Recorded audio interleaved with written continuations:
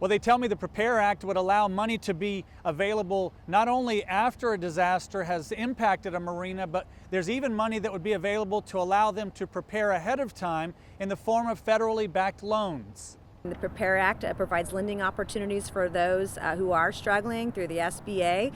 Specifically, it would allow small businesses to get a loan to either prepare their marina for natural disasters, but also to help pay for repairs after a disaster occurs.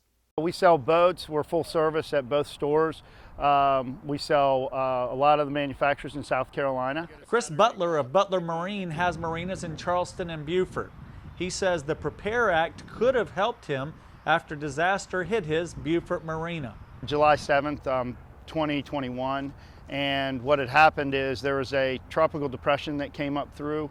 We didn't think it was going to be much by the time it got to my store in Beaufort, and at that time I had a dry stack in Port Royal right beside Beaufort.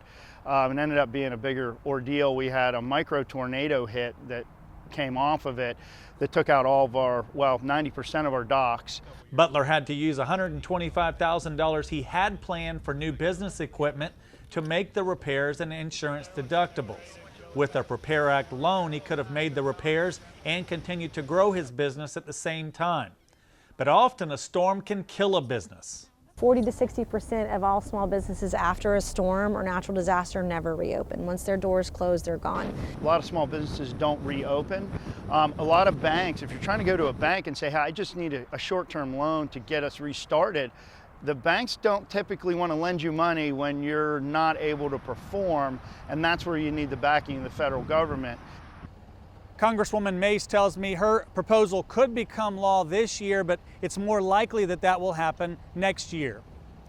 In North Charleston, I'm Raymond Owens. Count on 2.